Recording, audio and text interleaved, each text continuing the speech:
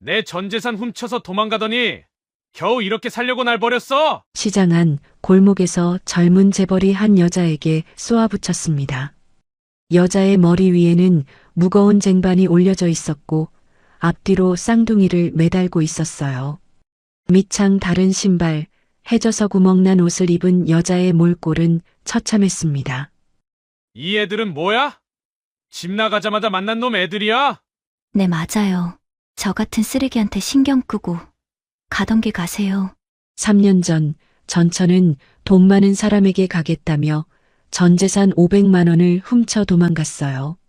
하지만 다른 남자의 아이까지 낳은 줄은 몰랐습니다. 그 모습을 본 순간 남자는 눌러왔던 분노가 터져나왔어요. 그런데 이상합니다. 돈 많은 남자에게 가겠다며 집을 나간 여자가 왜 이 꼴로 살고 있는 걸까요? 아이들까지 업고 나와 일을 하는 전처에게는 어떤 사정이 있는 걸까요? 봄날 인생을 찾아주신 여러분, 정말 감사합니다. 좋아요 한번 눌러주시고 댓글에 인사 한번 나눠주세요. 생선 비린내와 참기름 고소한 내음이 뒤엉키고 좁은 골목마다 호객 소리가 쉴 틈 없이 울려 퍼지는 어느 시장. 그 허름한 시장 입구에 어울리지 않는 풍경이 하나 멈춰 섰습니다. 칠흑같이 윤이 나는 최고급 세단 한 대. 차문이 열리기도 전에 검은 양복 차림의 수행원 4명이 좌우로 도열했고 시장 상인들의 눈이 일제히 그쪽으로 쏠렸습니다. 차 안에서 내린 남자는 37, 강진혁이었습니다. 잘 다려진 감색 코트 아래로 맞춤 셔츠가 흐트러짐 없이 매무새를 잡고 있었고 구두는 이 시장 바닥에 한 발자국도 내디딘 적 없는 듯 흠 하나 없이 반들거렸습니다. 눈매는 깊었지만 그 안에 온기라곤 찾아볼 수 없었죠. 3년 만에 업계를 집어삼킨 젊은 회장.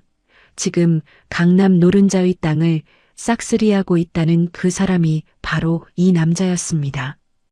회장님, 재개발 부지가 이쪽 B블록부터 시작됩니다. 수행 비서가 태블릿을 들어 보이며 앞장섰고 진혁은 말없이 고개만 한번 끄덕이고는 좁은 골목 안으로 성큼 발을 들였습니다. 그에겐 이 시장이 추억도 감상도 아닌 그저 부지 위에 올라갈 건물의 평수를 계산할 땅덩어리에 불과했으니까요. 양쪽으로 반찬 가게, 건어물 가게, 국밥집 간판들이 다닥다닥 붙어 있었고 머리 위로는 색바랜 천막들이 얼기설기 그늘을 들이우고 있었죠. 수행원들이 앞에서 길을 열며 지나가는 사람들을 양옆으로 밀어냈고 진혁은 양복 소매에 시장 먼지가 묻을세라 한쪽 어깨를 살짝 틀며 걸었습니다. 그때였습니다. 골목이 꺾어 돌아서는 순간 맞은편에서 걸어오던 사람 하나와 정면으로 딱 마주쳤습니다. 아니, 사람이라고 부르기에 그 모습은 너무 처참했습니다. 낡고 구멍난 스웨터를 입은 여인, 발밑을 보면 운동화의 밑창이 거의 다 닳아서 바닥이 시멘트를 직접 긁고 있었습니다. 그런데 진짜 눈을 의심하게 만든 건 그 다음이었습니다. 여인의 머리 위에는 무거운 뚝배기가 올려진 쇠쟁반이 아슬아슬하게 얹혀 있었습니다. 스테인리스 쟁반은 크기만 해도 상당했는데 그 위에 뚝배기와 반찬들이 올려져 있었어요.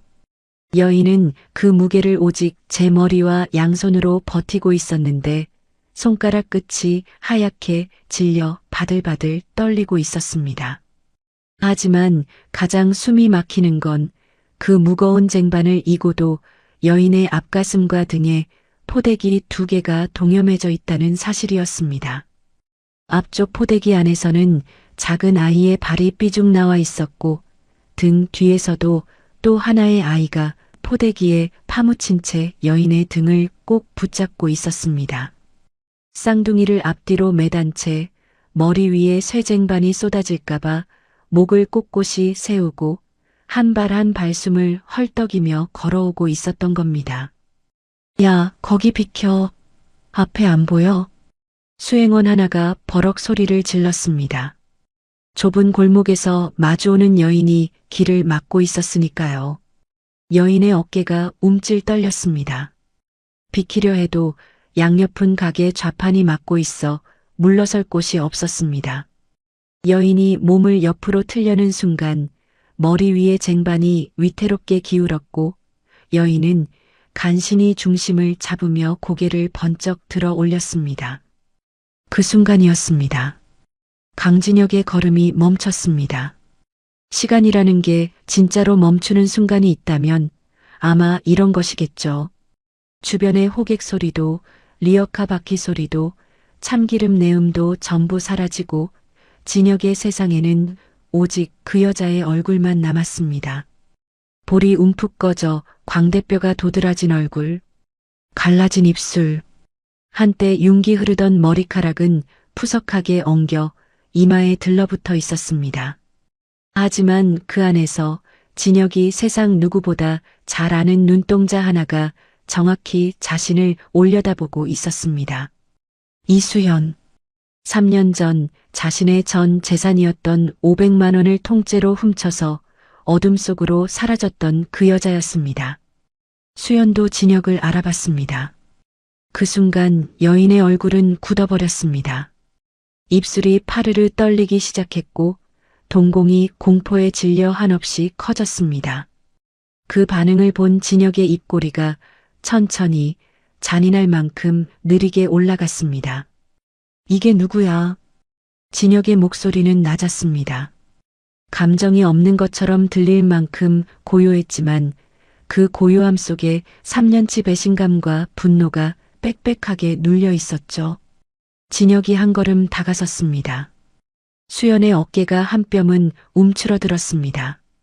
내 피 같은 500만 원 훔쳐 도망가서 딴 놈이랑 호강할 줄 알았더니 그 무거운 쟁반이나 이고 이 바닥을 기어 다니려고 나를 버렸어?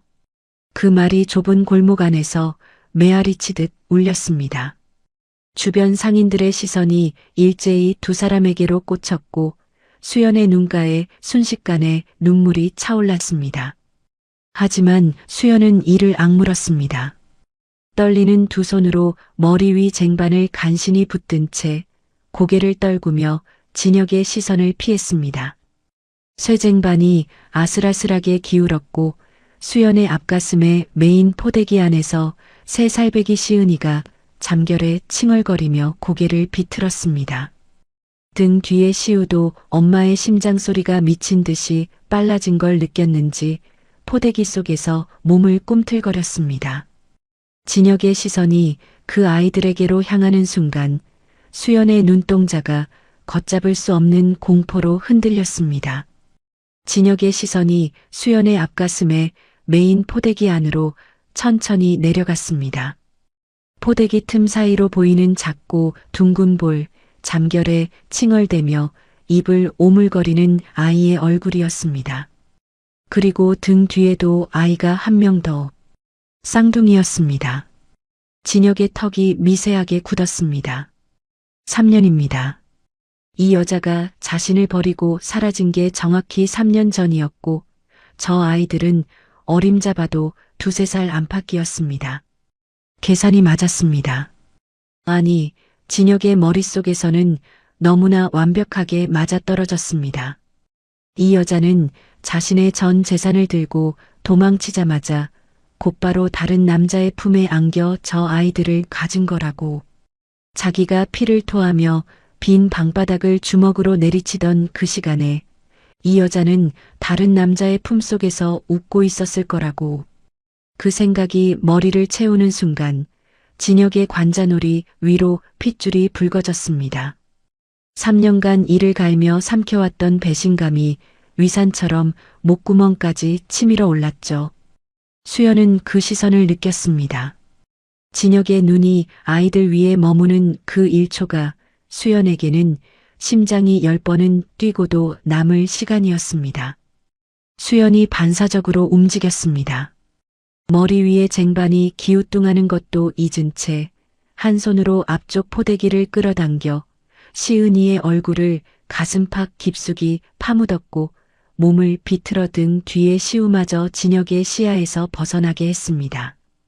그 바람에 쟁반 위에 도시락 하나가 삐딱하게 밀렸지만 수연은 아랑곳하지 않았습니다. 사람 잘못 보셨습니다. 제발 그냥 지나가 주세요. 수연의 목소리가 떨리고 있었습니다. 애써 모르는 사람인 척, 남남인 척 하려 했지만 이미 눈가에 차오른 눈물이 그 거짓말을 배신하고 있었죠. 진혁이 피식 웃었습니다.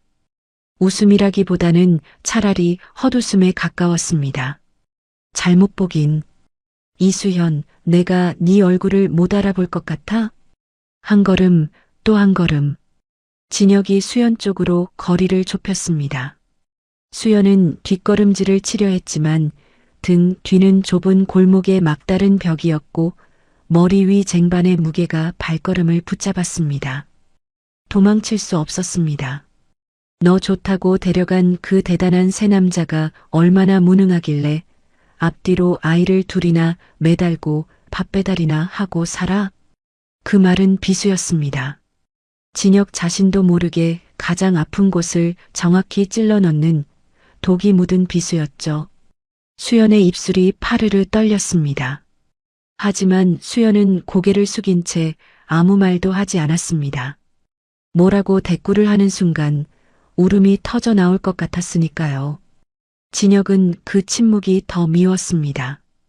이 여자가 할 말이 없어서 입을 다문 거라고 생각했습니다. 제 죄를 아니까 고개를 못 드는 거라고요.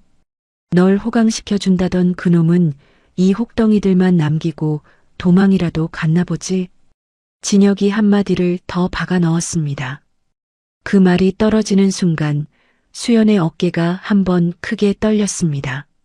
어금니를 꽉 깨무는 소리가 수연의 턱 안쪽에서 그득하게 울렸고 깨문 입술 사이로 피가 얇게 배어 나왔습니다. 수연의 심장 위에서 시은이가 잠결에 고개를 비틀었고 등 뒤에 시우가 더운 숨을 후후 내쉬며 엄마의 목덜미를 적셨습니다. 수연이 고개를 들었습니다. 눈가는 벌겋게 젖어 있었지만 그 안에서 어떤 결기 같은 것이 쓰러지지 않고 버티고 있었습니다. 네, 맞아요. 그 사람 아이들이에요. 그러니까 저 같은 쓰레기한테 신경 끄고 가던 길 가세요. 수연이 스스로 쓰레기라고 말한 순간 수연의 눈에서 눈물 한 줄기가 볼을 타고 흘러내렸습니다. 다른 남자의 아이. 그 말이 수연의 입에서 직접 나오자 진혁의 눈동자에 금이 갔습니다. 알고 있었습니다. 이 여자가 돈을 들고 다른 남자에게 갔다는 걸 머리로는 3년 전부터 알고 있었습니다. 그런데 막상 그 입으로 직접 확인을 받으니 3년간 가까스로 덮어뒀던 상처 위에 소금이 한 줌 뿌려지는 느낌이었습니다. 숨이 막혔고 그 숨막힘이 분노로 변하는 데는 1초도 걸리지 않았습니다. 진혁의 목소리가 한층 더 가라앉았습니다. 감정을 누르고 있는 게 아니라 감정이 너무 깊어서 바닥을 긁고 있는 목소리였습니다. 모른 척하면 넘어갈 줄 알았어? 네가 훔쳐간 내 돈 500, 이자까지 쳐서 다 받아낼 테니까 그렇게 알아. 그것은 경고가 아니었습니다. 선전포고였습니다. 3년치 도끼가 고스란히 실린 한치의 빈틈도 없는 선전포고. 수연은 더 이상 그 자리에 서 있을 수 없었습니다. 떨리는 다리를 억지로 움직여 진혁의 옆을 비집고 지나갔습니다. 머리 위 쟁반이 위태롭게 흔들렸고 앞에 메인 시은이가 엄마의 격한 움직임에 놀라 울음을 터뜨렸습니다. 시은이의 울음소리가 좁은 골목 안을 가득 채웠지만 수연은 멈추지 않았습니다. 비틀거리면서도 한 발 또 한 발. 쟁반의 무게에 목이 꺾일 듯 휘었지만 이를 악물고 걸었습니다. 진혁은 그 뒷모습을 지켜봤습니다. 비틀거리는 발걸음, 흔들리는 쟁반, 포대기에서 삐져나온 아이의 발. 그 모든 것이 시야에서 완전히 사라질 때까지 진혁은 한 발짝도 움직이지 않았습니다. 회장님, 시찰 일정이 남아 있습니다. 비서의 조심스러운 목소리가 들렸지만 진혁의 귀에는 들어오지 않았습니다. 주먹을 쥔 손에서 마디가 하얗게 솟아올라 있었고 이를 깨무는 소리가 진혁 자신의 턱뼈를 울리고 있었습니다. 3년 만에 다시 본 그 여자는 진혁이 상상했던 모습과 아무것도 같지 않았습니다. 호화로운 아파트에서 새 남자 팔짱을 끼고 웃고 있을 거라 생각했습니다. 얼마 안 되지만 그 돈으로 좋은 옷, 좋은 밥, 좋은 집을 누리며 자기 따위는 까마득히 잊고 살고 있을 거라고요. 그런데 현실은 정반대였습니다. 밑창 다른 신발에 낡아 빠진 옷을 입고 머리에 쇠쟁반을 이고 아이들을 몸에 매단 채 시장 바닥을 돌아다니고 있었습니다. 하지만 그 참혹한 모습이 진혁의 마음을 흔들지는 못했습니다. 아니, 흔들리는 것을 진혁 스스로 허락하지 않았습니다. 동정이 올라오려 할 때마다 수연의 입에서 나왔던 그 한마디가 벽처럼 가로막았으니까요. 네, 맞아요. 그 사람 아이들이에요. 다른 남자의 아이. 그 말 한마디가 진혁의 가슴 한가운데를 관통한 채 빠지지 않고 박혀 있었습니다. 진혁이 돌아섰습니다. 감색 코트 자락이 바람에 펄럭였고 구두 소리가 시장 바닥 위를 건조하게 울렸습니다. 비서실장. 예, 회장님. 저 여자 뒷조사해. 지금 사는 곳, 하는 일, 같이 사는 놈까지 전부 다. 그 목소리에는 감정이 없었습니다. 하지만 비서실장은 알고 있었습니다. 회장님의 목소리에서 감정이 사라졌을 때가 가장 무서운 순간이라는 것을요. 그 남자가 처음부터 저렇게 매서운 사람이었던 건 아닙니다. 3년 전의 강진혁은 지금과 전혀 다른 사람이었습니다. 재벌 회장의 감색 코트도 흠없이 반들거리는 구두도 감정이 증발해버린 그 눈빛도 없었습니다. 3년 전에 진혁에게 있었던 건 해진 면바지 하나, 손때 묻은 노트북 한 대, 그리고 세상에서 단 한 사람, 아내 이수연을 향한 다 못 담을 만큼의 마음뿐이었습니다. 부부가 살던 곳은 도시 외곽의 낡은 연립주택 꼭대기층, 단칸방이었습니다. 장판은 군데군데 들떠 있었고 여름이면 벽 틈으로 벌레가 기어들어왔으며 겨울이면 외풍이 심해 이불을 두 겹으로 덮어도 코끝이 시렸습니다. 하지만 그 방 안의 공기만큼은 바깥의 어떤 아파트보다 따뜻했습니다. 진혁은 새벽마다 공사장 일용직에 나갔고 밤이면 노트북을 펴놓고 일을 했습니다. 쪼개고 쪼개서 모은 돈은 전부 낡은 통장 하나에 차곡차곡 들어갔고 수연은 그 통장을 남편 몰래 꺼내보며 숫자가 한 자리씩 늘어날 때마다 혼자 웃었습니다. 대단한 금액이 아니었습니다. 남들이 보면 너무 적은 돈이었지만 이 부부에게는 그게 전부였고 그래서 그게 전부인 것만으로도 충분했습니다. 그러던 어느 날이었습니다. 진혁이 공사장에서 돌아오자마자 허름한 현관문을 벌컥 열더니 땀에 절은 얼굴로 수연을 불렀습니다. 손에는 구겨진 봉투 하나가 들려 있었는데 봉투를 펼쳐 보이는 진혁의 손끝이 미세하게 떨리고 있었습니다. 서울의 거대 IT 기업에서 보낸 스카우트 제안서였습니다. 진혁이 밤마다 끙끙대며 만들어 올린 보안 프로그램이 업계에서 눈에 띈 모양이었죠. 제안 조건은 파격적이었습니다. 연봉만 해도 이 부부가 지금껏 만져본 돈을 전부 합친 것보다 많았고 프로젝트가 성공하면 지분 참여까지 가능하다는 내용이 깨알 같은 글씨로 빼곡히 적혀 있었습니다. 수연이 제안서를 읽는 동안 진혁은 불안한 눈으로 아내의 표정만 살폈습니다. 수연의 눈이 점점 커지더니 이윽고 종이를 든 손이 파르르 떨리기 시작했습니다. 하지만 제안서 맨 끝에 적힌 단서 하나가 수연의 눈길을 붙잡았습니다. 국가보안 등급 프로젝트로 참여 기간 3년간 외부 연락 및 가족 동반이 원칙적으로 불가합니다. 그 한 줄을 읽는 수연의 표정이 미묘하게 흔들렸습니다. 3년. 그 시간이 이 부부에게 의미하는 무게는 남들과 달랐습니다. 1년 전쯤 수연의 뱃속에 첫 아이가 찾아왔을 때 진혁은 기쁨에 겨워 한동안 잠을 이루지 못했습니다. 허름한 단칸방 안에서 둘이 마주 앉아 아이 이름을 짓겠다고 밤새 종이에 이것저것 끄적이던 밤이 있었습니다. 수연이 웃으면 진혁이 따라 웃었고 진혁이 엉뚱한 이름을 말할 때마다 수연이 배를 잡고 깔깔거렸습니다. 그때가 이 부부에게 가장 환한 시절이었을 겁니다. 그런데 하늘은 이 부부에게 그 환한 시절조차 오래 허락하지 않았습니다. 어느 날 진혁이 공사장에서 일하는 사이 수연은 혼자 방에서 극심한 복통에 시달리다 쓰러졌습니다. 119가 왔을 때는 이미 너무 늦은 뒤였고 영양 부족과 무리한 몸 관리 속에서 세상빛도 보지 못한 작은 생명이 수연의 곁을 떠났습니다. 병원 복도에서 소식을 전해 들은 진혁은 벽에 이마를 박고 소리 없이 울었고 수연은 텅 빈 눈으로 천장만 바라보며 열흘을 누워 있었습니다. 그 뒤로 진혁에게는 한 가지 주문 같은 다짐이 가슴팍에 박혔습니다. 다시는 이 사람을 혼자 두지 않겠다는 것. 무슨 일이 있어도 어떤 기회가 와도 이 사람 곁을 비우지 않겠다는 것. 그 다짐은 서울에서 날아온 이 화려한 제안서보다 무거웠습니다.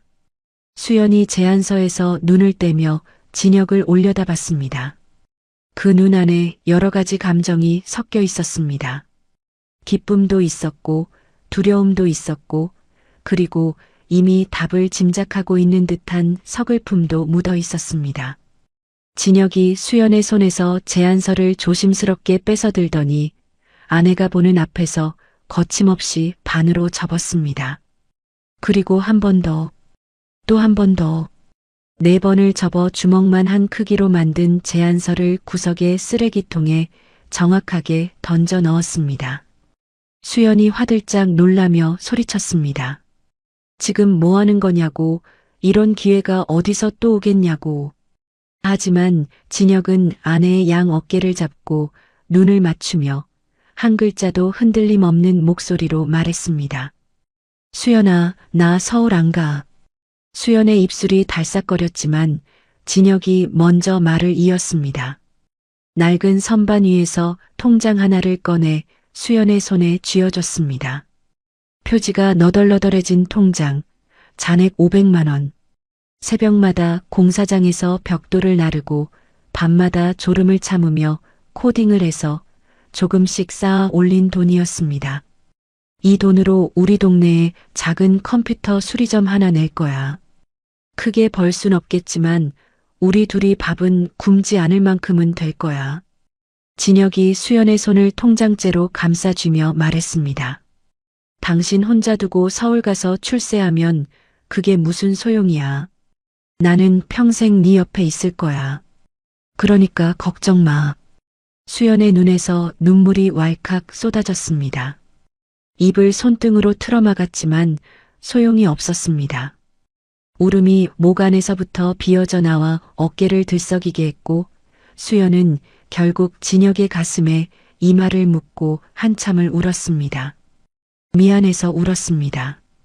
고마워서 울었습니다.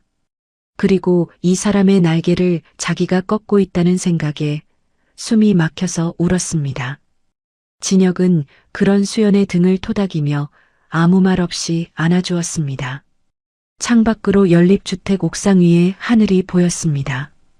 좁고 허름한 방이었지만 그 안에 들어찬 두 사람의 온기만큼은 어떤 넓은 집보다 충만했습니다.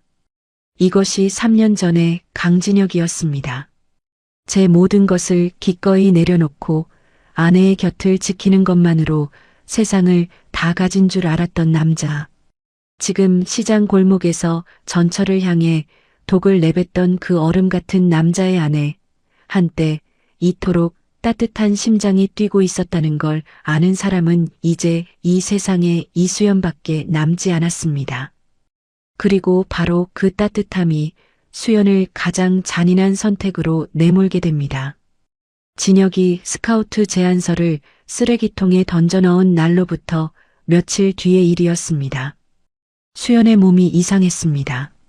아침마다 속이 뒤집히듯 울렁거렸고 평소보다 몸이 천근만근 무거워서 빨래를 널다가도 주저앉곤 했습니다.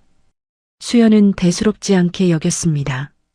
요즘 끼니를 제대로 못 챙긴 탓이려니 환절기에 체한거려니 하고 넘겼죠. 진혁에게 걱정을 끼치기 싫었습니다. 이 사람은 자기 때문에 서울행까지 접은 사람이니까 몸이 좀 무겁다는 말 한마디에도 공사장을 빠지고 달려올 게 뻔했으니까요. 하지만 사흘째 아침 세수를 하다 세면대 앞에서 그대로 무릎이 꺾이는 어지럼증이 왔을 때 수연은 더 이상 버틸 수가 없었습니다. 진혁이 새벽 일용직에 나간 빈 방에서 혼자 겉옷을 걸치고 동네 끝자락에 있는 작은 산부인과를 찾아갔습니다. 산부인과라니. 수연의 발걸음이 병원 앞에서 한 박자 멈췄습니다. 1년 전 이 병원과 똑같은 하얀 복도에서 들었던 말이 귓가에 되살아났습니다. 죄송합니다.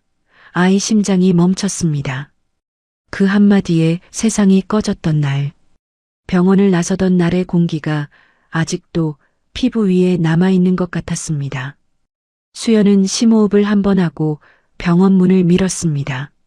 설마 하는 마음 반, 아닐 거라는 마음 반이었습니다. 체한 거겠지. 아니면 위가 안 좋은 거겠지.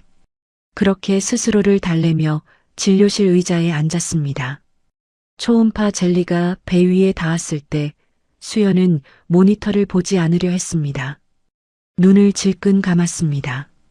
1년 전에도 이 자세였고 이 차가운 젤리 느낌이었고 그리고 돌아온 건 침묵과 의사의 한숨이었으니까요. 그런데 이번에는 달랐습니다. 모니터에서 소리가 났습니다. 작고 빠른 심장 소리. 두두두두, 두두두두. 콩알만 한 심장이 세상에 있다고, 여기에 있다고 외치는 소리였습니다. 수연이 저도 모르게 눈을 떴습니다. 어머나. 의사가 먼저 작은 탄성을 내뱉었습니다. 모니터 위에 찍힌 것은 하나가 아니었습니다. 조그만 콩 같은 형체가 나란히 둘 각각의 심장이 제 박자로 힘차게 뛰고 있었습니다. 이수연님 쌍둥이에요.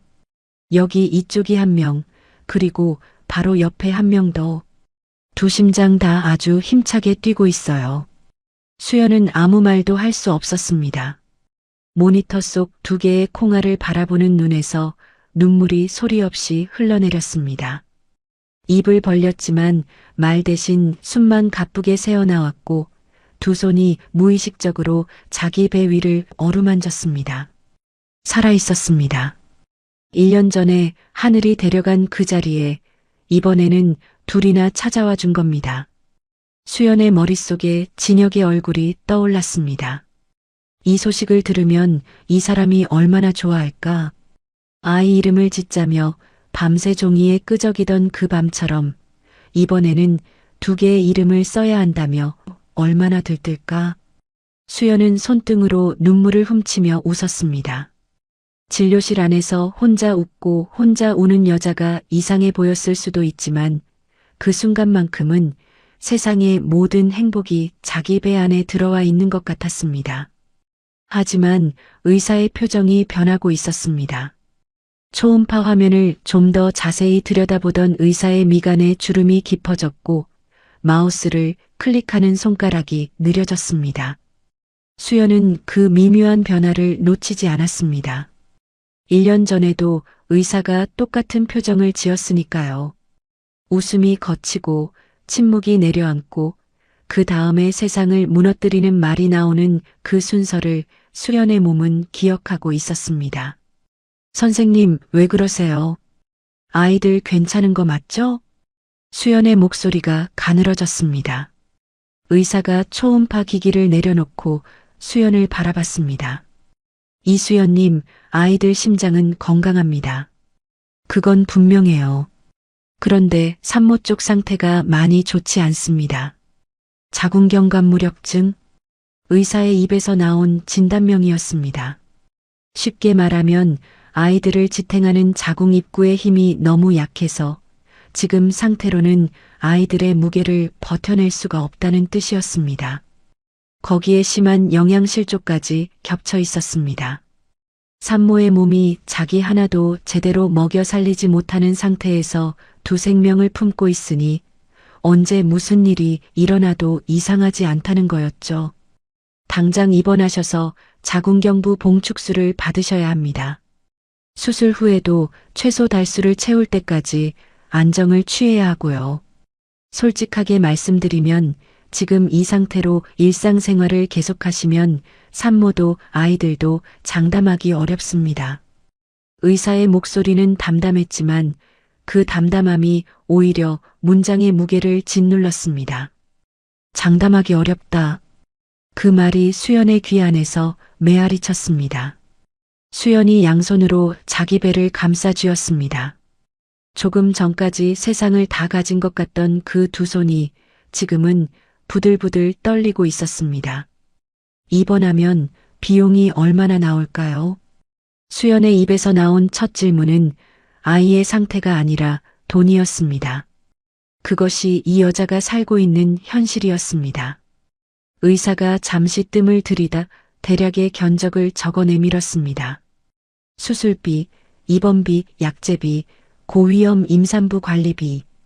항목들이 줄줄이 나열된 종이 맨 아래에 찍힌 합산 숫자를 보는 순간 수연의 동공이 멈췄습니다. 수백만 원. 남편이 새벽마다 공사장에 나가 벽돌을 쌓고 밤마다 잠을 줄여가며 일해서 몇 년에 걸쳐 모은 돈을 쓸 수는 없었습니다. 서울행을 포기하고 동네에 작은 가게를 열겠다며 들떠있는 남편. 진혁에게 남은 전 재산이자 이 가난한 부부의 유일한 안전망이자 미래 전체가 그 숫자 안에 들어 있었습니다. 수연은 한참 동안 그 종이를 내려다봤습니다.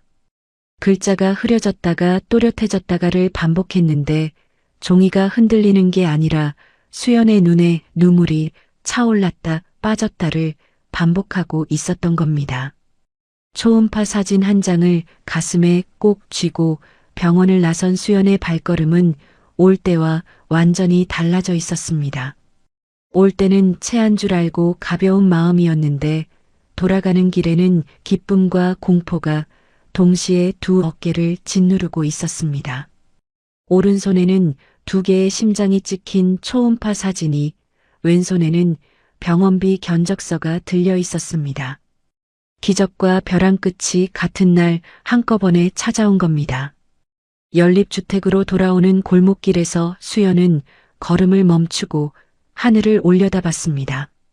봄인데도 그 하늘이 유난히 무거워 보였습니다. 입술을 꽉 깨물었지만 이번에는 눈물이 멈추지 않았습니다. 진혁이 이 사실을 알게 되면 어떻게 될지 수연은 너무나 선명하게 그릴 수 있었습니다.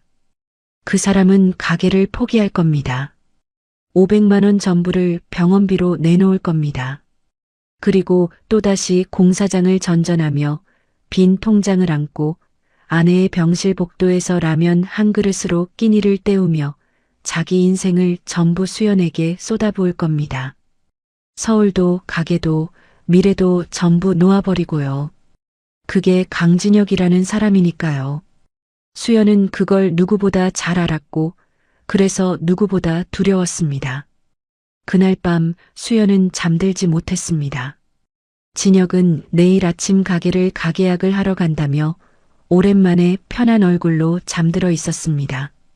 평소보다 일찍 씻고 내일 입을 옷까지 개어놓고 이부자리에 누우면서 혼잣말처럼 중얼거렸죠. 내일부터 진짜 시작이다. 가게 간판은 뭘로 할까? 수연이 좋아하는 색으로 하자. 그 목소리가 잠결에 점점 흐려지다 고른 숨소리로 바뀌었고 수연은 그 숨소리를 옆에 누워 한참 동안 들었습니다. 남편의 잠든 얼굴을 바라봤습니다. 공사장 일에 거칠어진 손, 햇볕에 그을린 목덜미, 그래도 잠들 때만큼은 아이처럼 편안해지는 눈가의 주름. 수연은 손을 뻗어 진혁의 이마 위로 흘러내린 머리카락을 살며시 쓸어 올렸습니다. 손끝이 닿는 순간 눈물이 차올랐지만 수연은 소리를 죽였습니다. 이 사람을 깨울 수는 없었으니까요. 수연의 머릿속에서는 하루 종일 같은 계산이 끝없이 돌고 있었습니다. 내일 아침 진혁이 가게 가계약금을 치르면 500만 원은 거기로 묶입니다. 그 뒤에 임신 사실을 알리면 진혁은 위약금을 물고서라도 계약을 깨고 그 돈을 병원비로 돌릴 겁니다. 그리고 수술비를 내고 나면 통장은 텅 비고 가게도 없고 서울 제안은 이미 찢어버렸으니 남는 건 빈손뿐입니다. 그 빈손으로 진혁은 다시 공사장에 나갈 거고 또 몇 년을 허리가 휘도록 벽돌을 나를 거고 수연의 병실비와 아이들 분유값을 대느라 자기 밥은 굶을 겁니다. 그 그림이 너무 선명해서 수연은 견딜 수가 없었습니다. 이 사람은 천재입니다. 밤마다 허름한 노트북 앞에서 만들어낸 프로그램 하나가 서울의 거대 기업을 움직인 사람입니다. 이런 좁은 동네에서 컴퓨터 수리점이나 하며 평생을 보낼 사람이 아닙니다. 그런데 이 사람의 발목을 잡는 건 언제나 자기였습니다. 첫 아이를 유산했을 때도 서울행을 포기했을 때도 이 사람의 선택지 한가운데에는 항상 짐덩어리 같은 자기가 놓여 있었습니다. 수연은 배 위에 손을 얹었습니다. 아직 티도 나지 않는 납작한 배 안에 2개의 심장이 뛰고 있었습니다.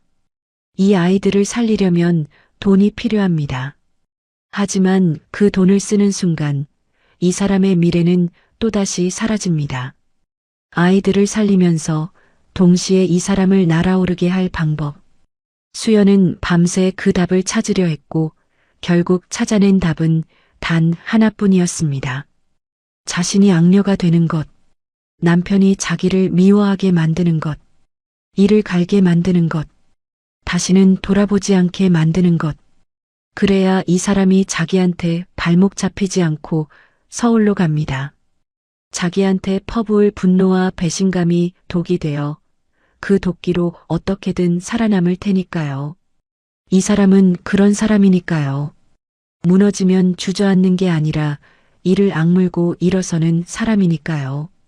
수연은 조용히 이부자리에서 빠져나왔습니다. 부엌 찬장 위 낡은 서랍을 열었습니다. 어둠 속에서 손끝으로 더듬어 무언가를 꺼냈습니다.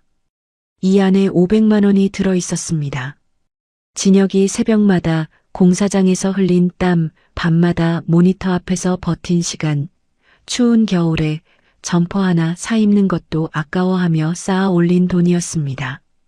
내일 가계약을 하기 위해 낮에 은행에 가서 바꾸어둔 돈다발이 쌓여 있었어요. 수연의 손이 떨렸습니다.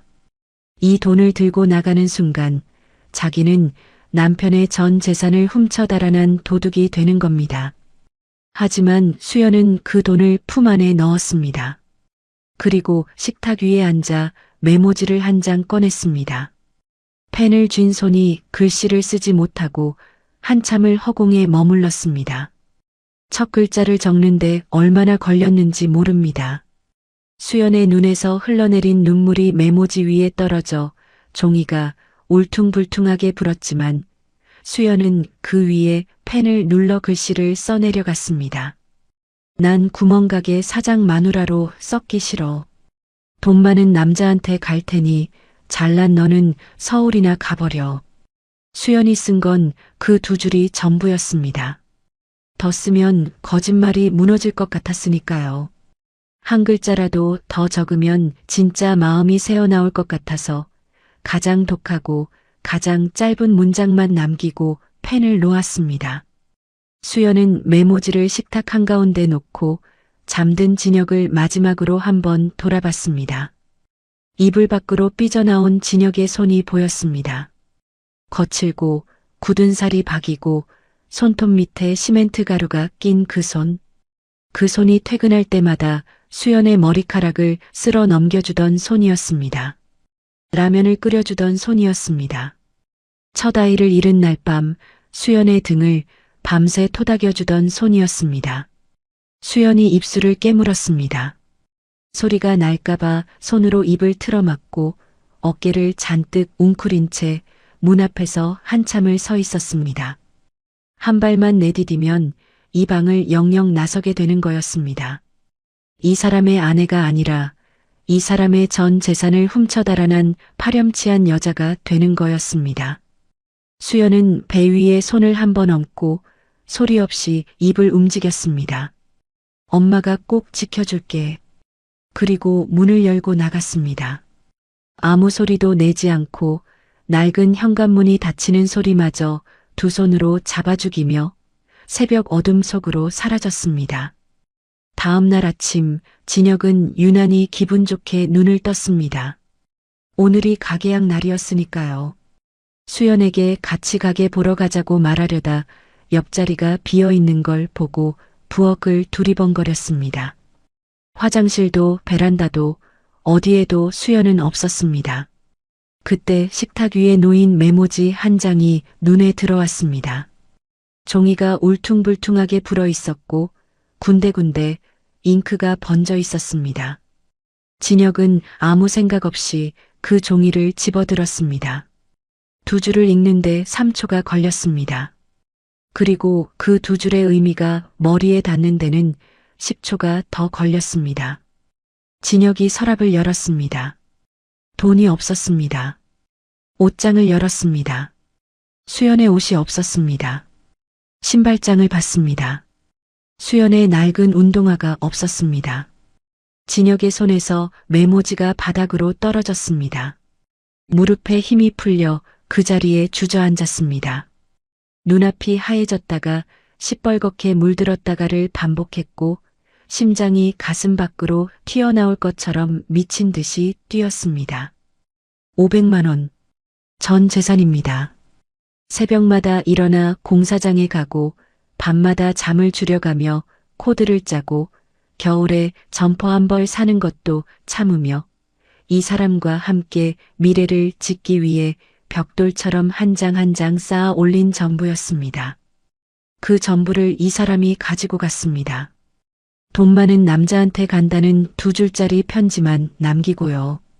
진혁은 바닥에 주저앉은 채로 한참을 움직이지 못했습니다. 눈물도 나오지 않았습니다. 너무 아프면 울음이 안 나온다는 걸 진혁은 그때 처음 알았습니다. 가슴 한가운데가 텅 빈 것 같은데 그 빈 곳에서 쉴 새 없이 뜨거운 것이 치밀어 올라 목구멍을 태웠습니다. 얼마나 지났는지 모릅니다. 진혁은 일어섰습니다. 그리고 부엌 구석에 있는 쓰레기통 앞에 섰습니다. 며칠 전 자기가 직접 4번을 접어 던져 넣은 서울 스카우트 제안서가 아직 그 안에 구겨진 채 들어 있었습니다. 진혁이 쓰레기통에 손을 넣어 그 종이를 꺼냈습니다. 구겨지고 접힌 자국이 사방에 나 있었지만 안의 글자는 읽을 수 있었습니다. 진혁은 그 제안서를 한참 내려다봤습니다. 그리고 고개를 들어 텅 빈 방 안을 둘러봤습니다. 수연의 흔적이 지워진 방, 체온도 목소리도 냄새도 남아있지 않은 방, 이 방에서 같이 늙어가자고 했던 사람이 자취를 감춘 방, 진혁의 눈에서 뜨거운 것이 한 줄기 흘러내렸습니다. 하지만 그 눈물은 슬픔이 아니었습니다. 배신감이 불에 타서 흘러내리는 재 같은 것이었습니다. 진혁은 제안서를 주먹 안에 쥐었습니다. 종이가 구겨지는 소리가 조용한 방 안에서 유난히 크게 울렸습니다. 그날 오후 진혁은 단칸방 열쇠를 집주인에게 반납하고 배낭 하나만 맨 채 기차역에 섰습니다. 주머니에는 구겨진 제안서 한 장, 그리고 수연이 남긴 편지 한 장. 가진 것이라고는 그 2장의 종이와 가슴 안에서 시뻘겋게 타오르는 도끼뿐이었습니다. 서울행 기차가 플랫폼으로 들어왔습니다. 진혁은 뒤를 돌아보지 않았습니다. 다시는 돌아보지 않겠다고 이 자리에서 마음을 굳혔습니다. 이 배신감을, 이 분노를 한 방울도 흘리지 않고 전부 도구로 삼키겠다고요. 기차 문이 닫혔습니다. 창밖으로 작은 역이 멀어져 갔고 진혁이 수연과 함께 살던 동네가 점점 작아지다 끝내 시야에서 사라졌습니다. 같은 시각 그 동네에서 멀지 않은 종합병원 응급실, 수연은 피가 섞인 구토를 하며 들것에 실려 들어가고 있었습니다. 아직 티도 나지 않는 배를 감싸 안은 채 수연의 입에서 흘러나온 말은 단 한마디였습니다. 아이들 살려주세요. 제발이요. 남편이 서울로 떠나는 그 시간, 아내는 병원에 실려가고 있었습니다. 같은 하늘 아래 두 사람은 정반대의 방향으로 찢겨져 나갔습니다. 한 사람은 도끼를 품고 한 사람은 피를 쏟으며. 그로부터 3년이 흘렀습니다. 3년이면 사람이 변하기에 충분한 시간이고 강진혁은 충분한 정도가 아니라 완전히 다른 사람이 되어 있었습니다. 서울행 기차에서 구겨진 제안서를 주먹에 쥐고 이를 갈던 흑수저 청년은 사라졌고 그 자리에 IT 업계를 통째로 뒤흔든 젊은 회장이 서 있었습니다. 진혁이 개발한 보안 시스템은 업계의 판도를 바꿨습니다. 3년간의 합숙 기간 동안 진혁은 잠을 줄이고 밥을 줄이고 사람과의 관계마저 줄여가며 오직 코드 앞에만 앉아 있었습니다. 동료들이 주말에 쉴 때 진혁은 새벽까지 모니터를 붙잡았고 누군가 걱정 어린 눈으로 쉬라고 말하면 진혁은 웃지도 않고 고개만 저었습니다. 쉬면 생각이 나니까요. 멈추면 그 여자의 얼굴이 떠오르니까요. 그래서 멈추지 않았습니다. 배신감을 휘발유 삼아, 분노를 엔진 삼아 3년을 미친 듯이 달렸습니다. 그 결과가 지금의 강진혁이었습니다. 강남 한복판 최상층 펜트하우스, 통유리 너머로 서울의 야경이 발밑에 깔려 있었고 거실 한쪽 벽면을 가득 채운 모니터에는 실시간 주가와 프로젝트 진행률이 쉴 새 없이 깜빡이고 있었습니다. 이 도시의 절반이 이 남자의 기술 위에서 돌아가고 있다고 해도 과언이 아니었죠. 하지만 이 넓은 펜트하우스 안에서 진혁이 내려놓은 것이 하나 있었습니다. 웃음이었습니다. 직원들 사이에서는 조용한 소문이 돌았습니다. 회장님이 웃는 걸 본 사람이 없다고. 회식 자리에서도 수십억짜리 계약이 성사된 날에도 진혁의 입꼬리는 수평선을 넘은 적이 단 한 번도 없었습니다. 그런 진혁이 오늘 낮에 시장에서 돌아온 뒤로 서재에 들어앉아 2시간째 나오지 않고 있었습니다. 비서실장이 조심스럽게 서재 문을 노크했습니다. 회장님, 지시하신 사항 보고 드려도 되겠습니까? 안에서 짧은 대답이 돌아왔고 비서실장이 문을 열고 들어섰습니다. 서재 안은 불이 꺼져 있었고 통유리창 너머로 들어오는 도시의 불빛만이 진혁의 윤곽을 희미하게 비추고 있었습니다. 진혁은 가죽 의자에 기대 앉은 채 창밖을 보고 있었는데 그 옆모습이 무언가를 곱씹고 또 곱씹는 사람의 것이었습니다. 비서실장이 태블릿을 펼쳐보고를 시작했습니다. 이수연 현재 시장 안쪽 골목 백반집에서 일을 하고 있습니다. 진혁의 표정이 움직이지 않았습니다. 비서실장이 말을 이었습니다. 거주지는 시장에서 도보 20분 거리에 있는 쪽방촌입니다. 보증금 없는 옥탑방인데 건물 자체가 재개발 대상 지역이라 관리가 전혀 안 되고 있습니다. 보일러 고장, 벽면 곰팡이, 누수까지 민원 기록이 수십 건인데 건물주가 방치하고 있는 상황이고요. 진혁의 손가락이 의자 팔걸이 위에서 미세하게 두드려졌습니다. 그것이 유일한 반응이었습니다. 동거 남성은 확인되지 않았습니다. 주변 상인들 탐문 결과 이수연 씨는 3년간 쌍둥이 아이들과 살고 있으며 남자가 드나드는 걸 본 사람은 아직 파악이 되지 않고 있습니다. 그 대목에서 진혁의 눈빛이 한순간 흔들렸습니다. 남자가 없다. 그 말이 머릿속에 스치자 오늘 낮 시장에서 수연이 했던 말이 겹쳐 올랐습니다. 네, 맞아요. 그 사람 아이들이에요. 그렇다면 아이들 압이란 놈은 아이들만 낳겨놓고 이미 사라진 거란 말인가. 진혁의 입안에서 어금니 갈리는 소리가 낮게 울렸습니다. 진혁이 천천히 입을 열었습니다. 날 버리고 가더니 꼴 좋군. 그 한마디에 감정이 몇 겹이나 접혀 있었는지 비서실장은 감히 헤아릴 수 없었습니다. 조소 같기도 했고 자조 같기도 했고 그 밑바닥 어딘가에 비서실장도 알아채지 못할 만큼 얇은 무언가가 한 겹 깔려 있었지만 진혁 스스로도 그것의 정체를 인정할 생각은 없어 보였습니다. 진혁이 의자에서 일어섰습니다. 법무팀 수석 변호사 연결해. 비서실장이 즉시 전화를 돌렸고 몇 분 뒤 서재 안에 진혁과 법무팀 수석 변호사의 목소리가 스피커폰을 통해 마주했습니다. 진혁의 지시는 짧고 정확했습니다. 3년 전 이수연이라는 여자가 자신의 현금 500만 원을 절취하여 도주했다. 공소시효 내에 해당하니 절도죄로 형사 고발을 진행하라. 민사 손해배상도 병행해서 원금의 3년치 이자, 정신적 피해 위자료까지 전부 청구하라. 한 푼도 봐주지 말고 법이 허락하는 선에서 바닥까지 조여라. 변호사가 확인 질문을 몇 가지 했고 진혁은 일일이 답한 뒤 통화를 끊었습니다. 그리고 서재 창문 앞에 서서 아래를 내려다봤습니다. 수십 층 아래 도시의 불빛이 별처럼 깔려 있었고 그 불빛들 사이 어딘가에 보일러도 안 되는 쪽방에서 아이 둘을 끌어안고 떨고 있을 여자가 있었습니다. 진혁은 코트를 집어들었습니다. 직접 가봐야겠어.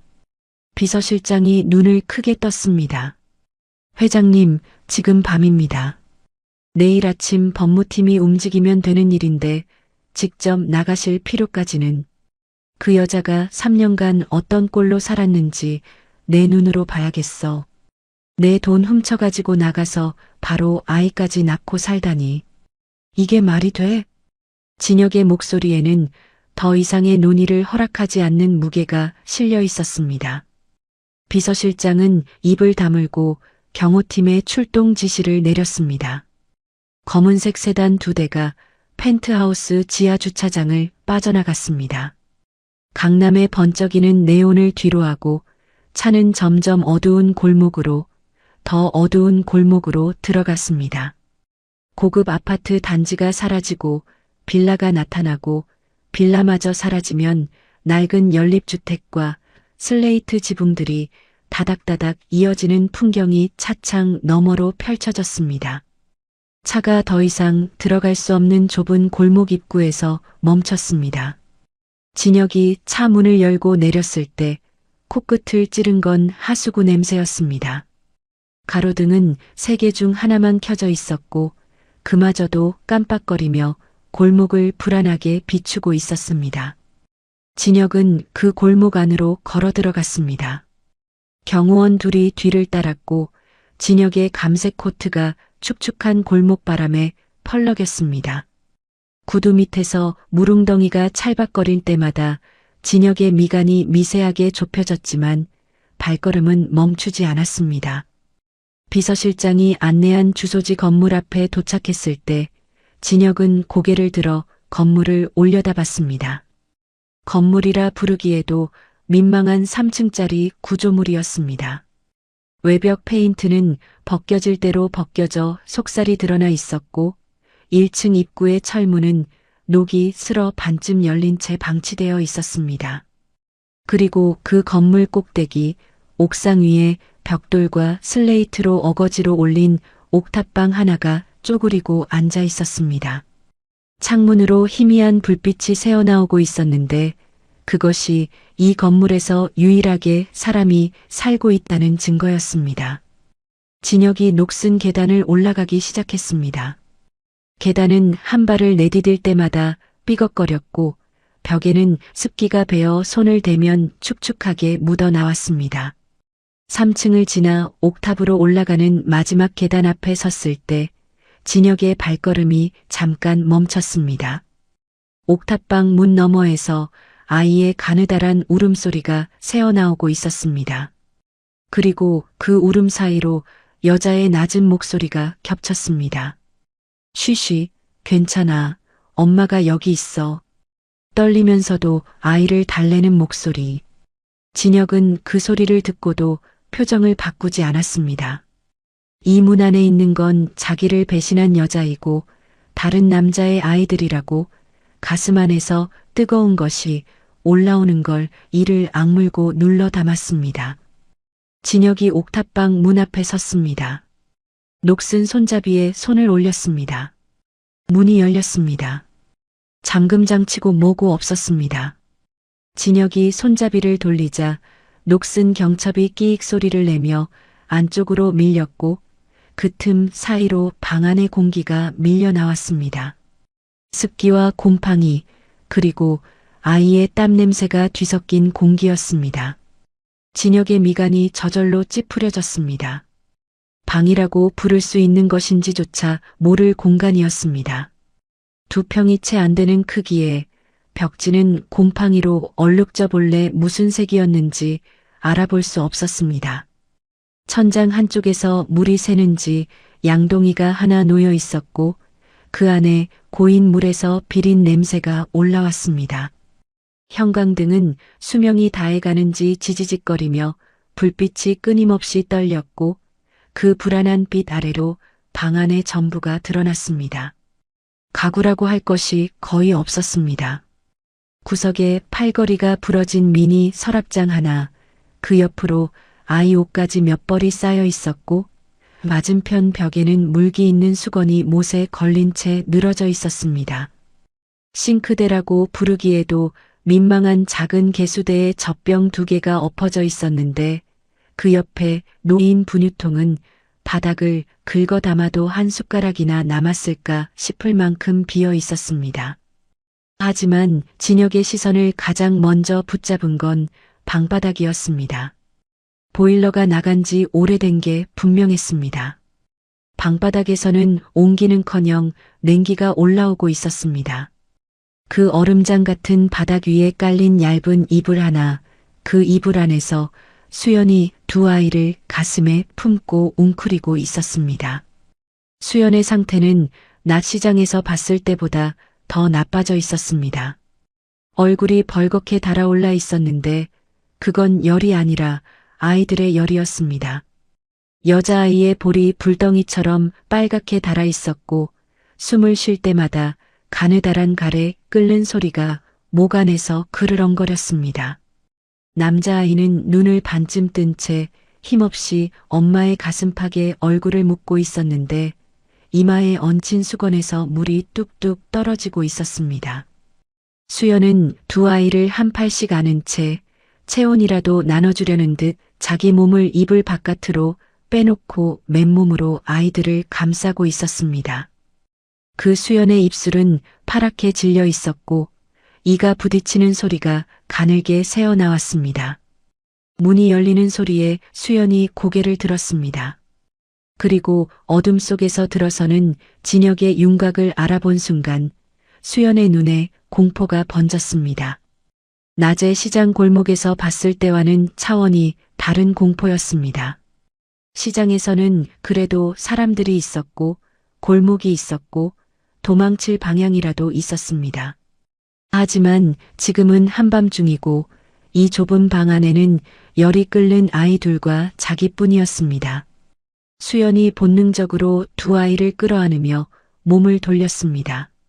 시은이가 엄마의 급한 움직임에 놀라 다시 칭얼거렸고 시우가 잠결에 엄마의 옷자락을 꼭 움켜쥐었습니다. 진혁은 문을 닫지 않은 채 방 안으로 들어섰습니다. 이 방이 얼마나 추운지 발바닥으로 알 수 있었지만 진혁은 그 감각을 무시했습니다. 아니, 무시하려 했습니다. 진혁이 방안을 한 바퀴 둘러봤습니다. 곰팡이 핀 벽, 물새는 천장, 바닥이 보이는 분유통, 얇디 얇은 이불 한 장, 그리고 그 이불 안에서 벌벌 떨며 아이들을 감싸고 있는 여자. 진혁의 입에서 한마디가 나왔습니다. 고작 이렇게 살려고 돈까지 훔쳐서 나간 거야? 기가 막힌다는 투였습니다. 자기를 버리고 돈 많은 남자에게 간다면서 한밤중에 도망간 사람이 어떻게 이런 곳에서 이 꼴이 될 수 있는 건지 진혁으로서는 도무지 이해할 수가 없었습니다. 그래서 더 화가 났습니다. 이 여자가 그 돈을 새 남자에게 다 갖다 바쳤든 도박을 했든 어떤 방법으로든 날려버렸다는 뜻이었으니까요. 수연이 떨리는 목소리로 입을 열었습니다.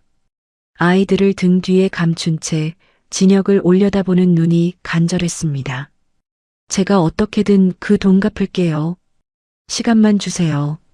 제발 아이들만은 건드리지 말아주세요. 그 목소리에는 자존심도 체면도 남아있지 않았습니다. 오직 아이들을 지켜야 한다는 본능만이 떨리는 음성 사이로 매달리고 있었습니다. 수연의 눈가가 벌겋게 젖었지만 울지 않으려 이를 악물고 있었고 진혁을 올려다보는 시선 안에는 애원과 동시에 한치도 물러서지 않겠다는 결기가 뒤엉켜 있었습니다. 진혁은 그 눈을 내려다봤습니다. 3년 전 같은 눈이었습니다. 단칸방에서 자기를 올려다보던 그 눈. 하지만 지금 진혁의 가슴 안에는 그때의 온기 대신 3년치 배신감이 시멘트처럼 굳어 있었고 그 시멘트벽 너머로는 어떤 눈빛도 닿지 못했습니다. 갚겠다고? 이 꼴로? 지금 밥도 제대로 못 챙겨 먹고 있는 것 같은데 무슨 수로 갚아? 진혁이 코웃음을 쳤습니다. 그리고 더 볼 것도 없다는 듯 몸을 돌렸습니다. 눈으로 확인은 했으니 이제 법무팀이 알아서 처리하겠지. 진혁의 구두가 방바닥을 밟으며 문 쪽으로 향했습니다. 그때였습니다. 돌아서는 진혁의 구두 끝이 무언가에 걸렸습니다.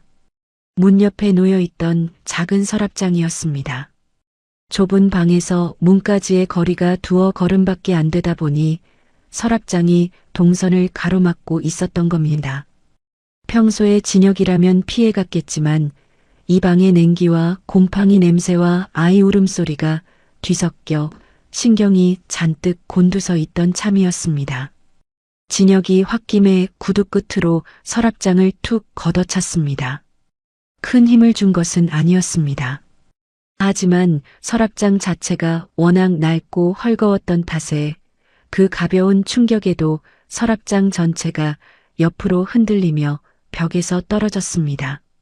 나무 다리가 바닥을 긁으며 밀려나는 소리가 났고 서랍장이 원래 놓여있던 자리, 그 밑바닥의 장판이 들떠있는 공간에서 무언가가 굴러나왔습니다. 검은 비닐봉지 하나. 낡고 쭈글쭈글한 검은 비닐 위에 누런 포장 테이프가 칭칭 감겨 있었습니다. 봉지의 크기는 양손으로 감쌀 정도였는데 서랍장 아래에 숨겨놓은 듯 먼지가 두텁게 쌓여 있었습니다. 진혁이 그것을 무심히 내려다보려는 순간 등 뒤에서 숨이 멎는 소리가 들렸습니다. 수연이었습니다.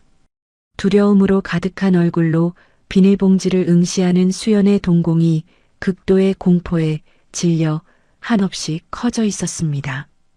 입술이 파르르 떨렸고 아이들을 안고 있던 두 팔에 힘이 풀려 이불이 흘러내렸지만 수연은 그것조차 알아채지 못하는 것 같았습니다. 숨을 들이쉬는 소리가 비정상적으로 거칠었습니다. 수연의 반응이 이상했습니다. 고작 비닐봉지 하나 나왔을 뿐인데 이 여자는 지금 세상이 무너지기라도 한 것 같은 얼굴을 하고 있었습니다. 시장에서 마주쳤을 때도 돈을 갚겠다고 애원할 때도 이 정도는 아니었습니다. 아까까지 아이들을 지키겠다는 결기로 버티고 있던 여자가 검은 봉지 하나에 저렇게 무너져 내리고 있었습니다. 진혁이 천천히 몸을 숙여 발 앞에 멈춰 있는 비닐봉지를 집어들었습니다. 봉지는 예상보다 묵직했습니다. 진혁이 비닐봉지를 들어 올린 순간 수연이 아이들을 이불 위에 내려놓고 맨 바닥을 짚으며 기어오고 있었습니다. 무릎이 방바닥에 끌리는 소리가 났고 파르르 떨리는 두 팔로 몸을 끌면서 진혁을 향해 필사적으로 다가왔습니다. 안 돼. 수연의 입에서 비명이 터져 나왔습니다. 목이 찢어질 듯한 절규였습니다. 그것만은 보지 마세요. 제발.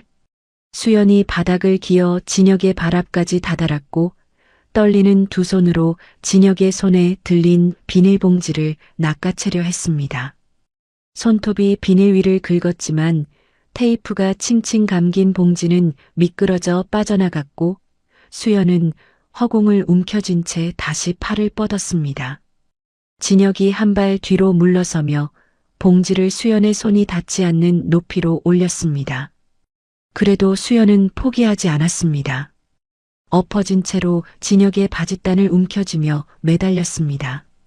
제발요, 제발, 그것만은 제발. 같은 말을 반복하는 수연의 목소리가 점점 갈라지고 있었습니다. 진혁은 그 반응을 내려다봤습니다. 심장이 한 박자 어긋나는 것을 느꼈습니다. 이상했습니다. 시장에서 마주쳤을 때 이 여자는 떨렸지만 버텼습니다. 다른 남자의 아이라고 거짓말까지 해가며 제 앞에서 도망쳤습니다. 아까 이 방에서 돈을 갚겠다고 애원할 때도 아이들만은 건드리지 말라며 등으로 아이들을 가릴 때도 이 여자의 눈에는 어딘가 버티는 힘이 남아 있었습니다. 그런데 지금은 완전히 달랐습니다. 검은 비닐봉지 하나 때문에 사지가 무너져 내린 것처럼 바닥에 엎어져 매달리고 있었습니다. 아이들 앞에서조차 지키고 있던 마지막 자존심마저 내던진 채 기어와 바짓단을 붙잡고 있었습니다. 뭔가 있었습니다. 이 봉지 안에 이 여자가 목숨보다 감추려 하는 무언가가 있었습니다. 진혁이 수연의 손을 뿌리쳤습니다. 수연의 손가락이 바짓단에서 풀려나며 바닥을 짚었고 수연이 고개를 들어 진혁을 올려다봤습니다. 그 눈에 담긴 건 더 이상 애원이 아니었습니다. 절망이었습니다. 이제 끝이라는 걸 아는 사람의 모든 것을 내려놓기 직전의 눈이었습니다. 진혁은 그 눈을 외면했습니다. 그리고 봉지 위에 감긴 포장 테이프의 끝자락을 잡아뜯기 시작했습니다. 오래된 테이프여서 접착력이 약해져 있었고 한 겹을 벗기자 그 아래 또 한 겹, 또 한 겹이 나왔습니다. 누군가 여러 번 겹겹이 감아놓은 흔적이었습니다. 하나라도 더 단단히, 하나라도 더 깊이 숨기려는 듯한 집착이 테이프의 두께에 고스란히 남아 있었습니다. 마지막 테이프 한 겹이 벗겨지고 진혁이 비닐을 찢었습니다. 방 안의 시간이 멈췄습니다. 비닐 안에서 나온 것은 낡은 지퍼백이었고 그 지퍼백 안에 들어있는 것은 돈이었습니다. 5만 원권 지폐 뭉치, 은행 띠지로 묶인 다발이 빈틈없이 쌓여 있었는데 띠지 위에 찍힌 날짜가 진혁의 눈에 들어온 순간 숨이 멎었습니다. 3년 전의 날짜였습니다. 진혁은 그 띠지를 알고 있었습니다. 자기가 직접 은행에 가서 받아왔으니까요. 가게 가계약금으로 쓰려고 통장에 전액을 현금으로 인출하면서 은행 창구에서 다발로 묶어주세요라고 부탁했던 게 바로 이 돈이었습니다. 띠지 위에 파란 볼펜으로 500이라고 자기 손으로 적었던 것까지 그대로 남아 있었습니다. 그날 집에 돌아와 서랍에 넣어두었고 다음 날 아침 이 돈은 수연과 함께 사라졌습니다. 그 돈이 지금 눈앞에 있었습니다. 띠지가 뜯기지 않은 채였습니다. 한 장도 빠져나간 흔적이 없었습니다. 지폐 위에 먼지가 앉아 있었고 가장자리가 미세하게 누렇게 발해 있었습니다. 3년이라는 세월이 그 위에 고스란히 내려앉아 있었습니다. 이 돈은 수연이 가지고 간 그날 이후로 단 한 번도 이 봉지 밖으로 나온 적이 없었습니다. 진혁의 손에서 미세한 떨림이 시작됐습니다. 이해할 수 없었습니다. 이 여자는 분명히 이 돈을 훔쳐갔습니다. 돈 많은 남자한테 간다며 이 돈을 가지고 사라졌습니다. 그런데 그 돈이 3년이 지나도록 쓰이지 않은 채 이 얼음장 같은 쪽방의 서랍장 밑바닥에 파묻혀 있었습니다. 진혁이 고개를 돌려 방안을 다시 봤습니다. 아까는 분노의 필터를 통해 봤던 방이 지금은 전혀 다른 의미로 다가왔습니다. 곰팡이 핀 벽, 물새는 천장, 바닥이 보이는 분유통, 밑창 다른 신발, 손 빠진 점퍼, 보일러도 나간 방바닥에서 열이 끓는 아이들을 맨몸으로 감싸고 떨던 여자. 500만 원이 있었습니다. 분유를 살 수 있었습니다. 보일러를 고칠 수 있었습니다. 아이들이 열이 나면 병원에 데려갈 수 있었습니다. 이 지옥 같은 쪽방을 나가 보증금이라도 있는 방을 구할 수 있었습니다. 500만 원이면 가능했는데 이 여자는 그 돈을 한 푼도 쓰지 않고 비닐봉지에 싸서 서랍장 밑에 파묻어두고 있었습니다. 아이들이 배가 고파 울어도 안 꺼냈습니다. 분유가 떨어져 갈 때도 안 꺼냈습니다. 보일러가 꺼진 한겨울에도 밑창이 다 다른 신발로 시장 바닥을 걸을 때도 머리 위에 쇠쟁반을 이고 앞뒤로 아이들을 매달며 하루 2만 원에 목숨을 갈아 넣을 때도 이 돈에는 손끝 하나 되지 않았습니다. 왜? 진혁의 머릿속에서 그 한 글자가 폭탄처럼 터졌습니다.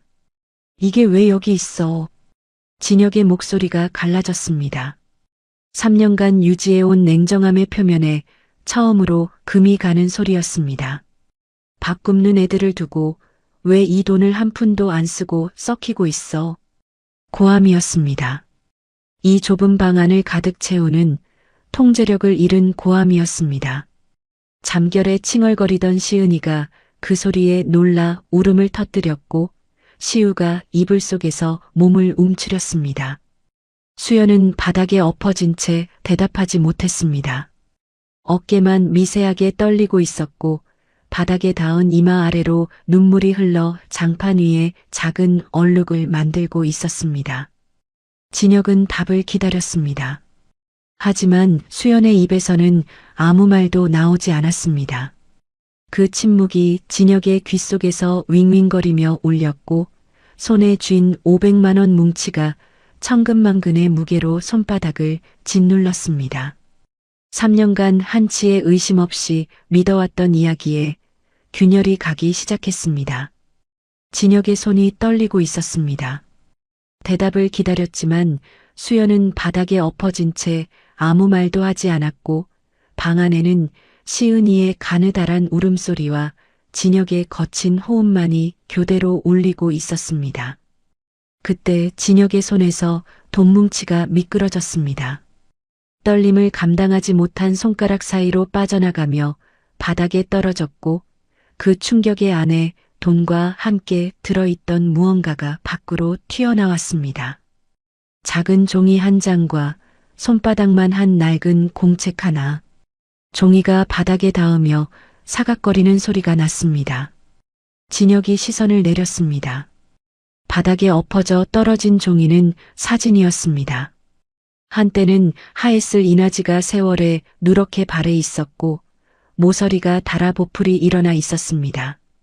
누군가 수백 번은 만졌을 흔적이었습니다. 진혁이 허리를 굽혀 그 사진을 집어들었습니다. 초음파 사진이었습니다. 화면 안에 2개의 작은 형체가 나란히 찍혀 있었습니다. 콩알보다 작은 두 생명, 아직 팔다리의 형태도 잡히지 않은 초기배아 2개가 검은 화면 속에서 하얗게 빛나고 있었습니다. 사진 하단에 인쇄된 날짜가 진혁의 동공 안으로 파고들었습니다. 3년 전, 수연이 떠나기 직전의 날짜였습니다. 진혁의 시선이 사진에서 멈춘 채 움직이지 않았습니다. 2개의 형체, 쌍둥이. 3년 전. 머릿속에서 무언가가 맞물리려 했지만 아직은 완전한 그림이 되지 못하고 톱니바퀴가 헛도는 것처럼 어긋나고 있었습니다. 진혁의 입술이 달싹거렸지만 어떤 말도 형태를 갖추지 못한 채 입안에서 부서졌습니다. 그때 진혁의 시선이 사진 옆에 떨어진 공책으로 옮겨갔습니다. 표지가 너덜너덜한 작은 공책이었습니다.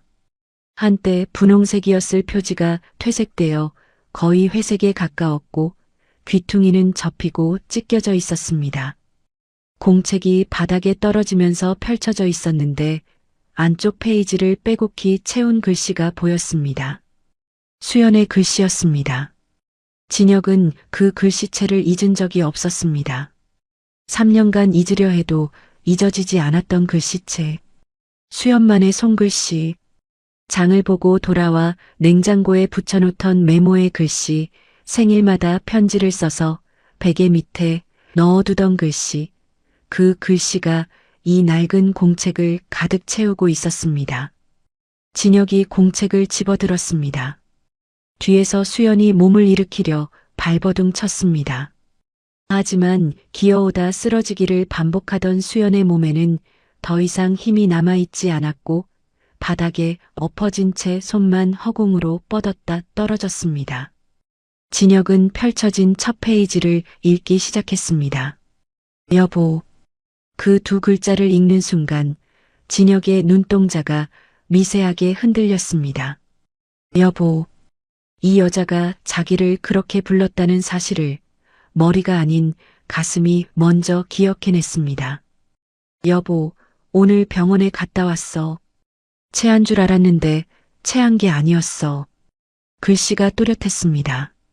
아직 감정이 흔들리기 전에 쓴 문장이었습니다. 우리 애가 왔어. 그것도 둘이나. 쌍둥이래. 진혁의 숨이 멎었습니다. 초음파에서 심장 소리가 들렸어. 콩닥콩닥, 콩닥콩닥.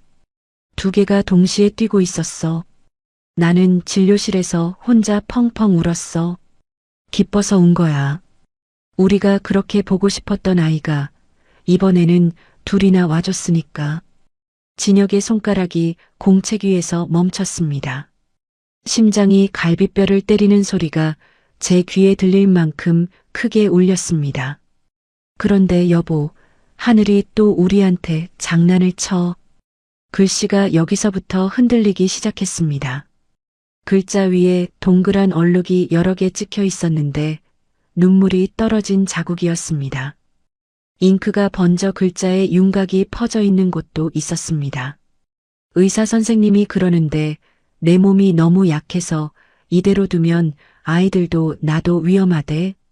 당장 입원해서 수술하고 달수를 채울 때까지 누워 있어야 한대. 진혁이 페이지를 넘겼습니다. 손가락이 종이 위에서 미끄러질 만큼 떨리고 있었습니다. 근데 병원비가 너무 비싸. 그 한 줄 아래로 한참 동안 빈 공간이 있었습니다.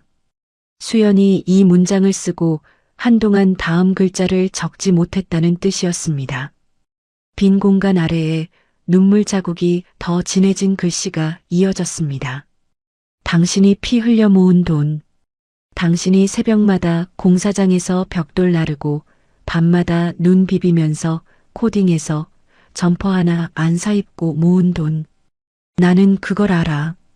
그 돈 한 장 한 장에 당신 땀방울이 얼마나 많이 묻어 있는지 나는 다 알아.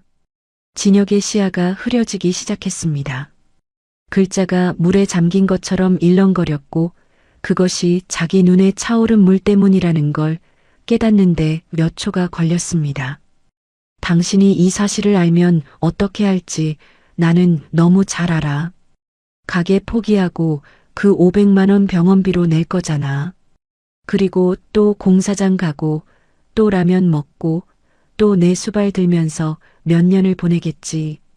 서울도 안 가고 가게도 없이 빈 통장 들고. 당신은 그런 사람이니까. 내가 아프다 하면 세상을 다 내려놓는 사람이니까. 그게 당신이라는 걸 나는 알아. 그래서 나는 당신한테 말을 못하겠어. 페이지를 넘겼습니다. 진혁의 손가락에 힘이 없어서 종이가 2장이 한꺼번에 넘어갔고 떨리는 손으로 한 장을 되돌려 폈습니다. 당신은 이런 좁은 동네에 갇혀서 썩을 사람이 아니야. 서울에서 보낸 그 제안서 당신이 버렸을 때 나는 알았어. 이 사람은 나 때문에 평생 여기 묶여서 날개를 접고 살 거라는 걸. 나라는 사람이 이 사람 발목에 매달린 쇠사슬이라는 걸. 그래서 내가 그 쇠사슬을 끊기로 했어.